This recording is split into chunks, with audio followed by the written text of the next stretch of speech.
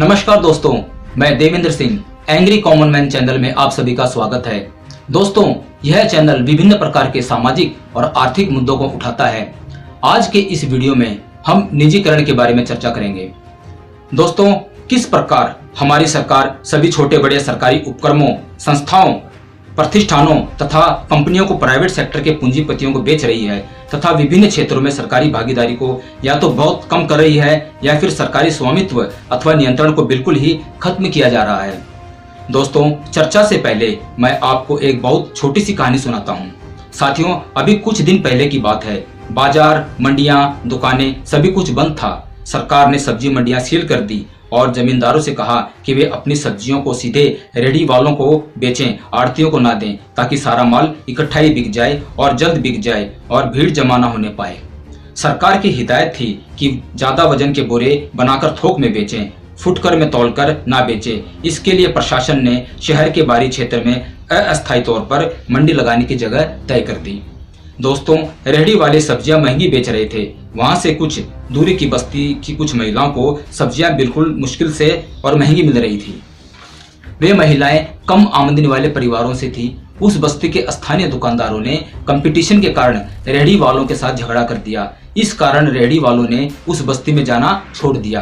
तब उन महिलाओं के पड़ोस की ही एक पैसे वाली साधन संपन्न महिला उस अस्थायी मंडी से थोक के भाव ज्यादा मात्रा में सब्जी खरीद कर लाने लगी तथा रेहड़ी वालों से भी कुछ ज्यादा भाव में सब्जी बेचने लगी। एक दिन उस बस्ती की 10-12 महिलाएं जब उस अस्थायी मंडी में गई तो उन्हें रिटेल में कम मात्रा में तौलकर किसी ने सब्जी नहीं दी।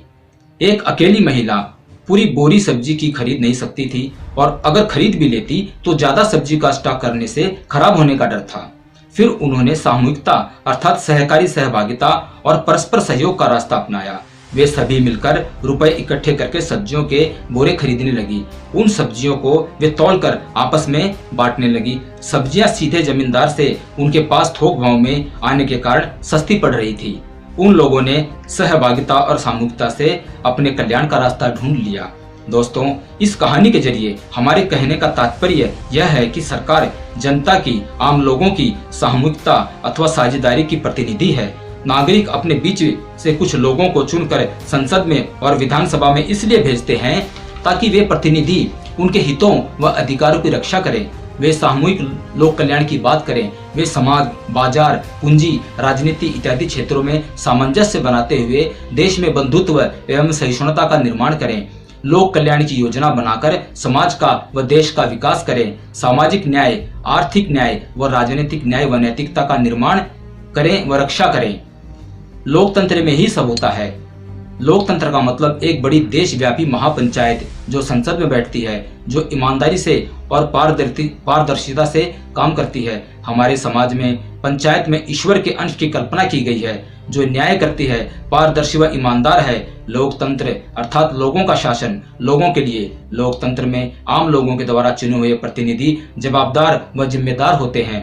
वे ईमानदारी और पारदर्शिता के प्रति निष्ठावान व वचनबद्ध होते हैं, इसीलिए उन्हें चुनकर भेजा जाता है। दोस्तों, फिलहाल जिस प्रकार से सरकार सभी सरकारी उपक्रमों, प्रतिष्ठानों, संस्थाओं को बड़े पूंजीपतियों को बेच रही है, प्राइवेट क्षेत्र की भागीदारी बढ़ाकर उस पर निर्भरता बढ़ा रही है, तो आप यह समझिए कि सरकार आम गरीब लोगों को आर्थिक गुलामी की तरफ धकेल रही है।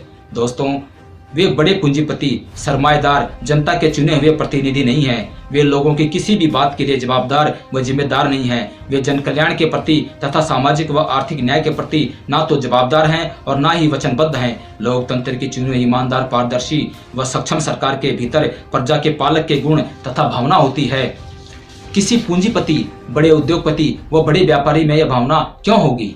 वह पूंजीपति तो पहले अपना लाभ देखेगा। उसने जो मोटा निवेश किया है वह मोटे मुनाफे के द्वारा पहले उसकी भरपाई करेगा। वह बाजार पर तथा प्रशासन पर नियंत्रण करेगा। अपने उत्पादों को व अपनी सेवाओं को महंगे दामों में बेचेगा। बाजार से ज्यादा पूंजी खींचकर अपनी तिजोरी में भरेगा। उस पूंजी से केवल उसका भला होगा।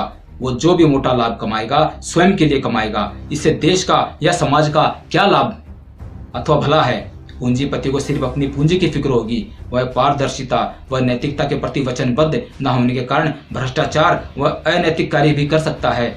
मसलन अपनी पूंजी के दबाव से सरकारी नीतियों को प्रभावित करके अपने फायदे की नीतियां बनवाएगा तथा आम लोगों का नुकसान करेगा। वह पूंजीपति मजदूरों का शोषण करेगा, उनके सभी अधिकारों का हनन करेगा, वह बाजार में महंगाई बढ़ाएगा।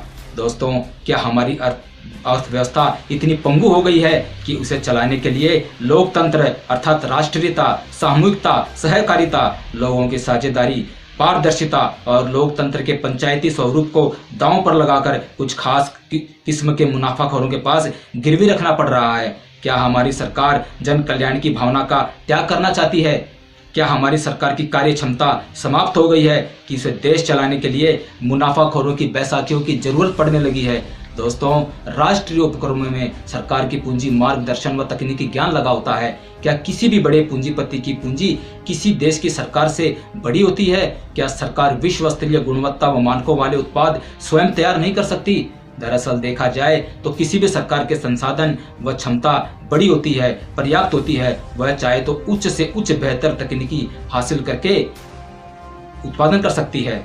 अगर यही प्रयोग रक्षा के क्षेत्र में किया जा रहा है तो राष्ट्रीय गोपनीयता की क्या गारंटी है? अगर यही हाल रहा तो लोकतंत्र मतलब लोगों का शासन लोगों के लिए ना रहकर साहूकारों का शासन साहूकारों के लिए हो जाएगा।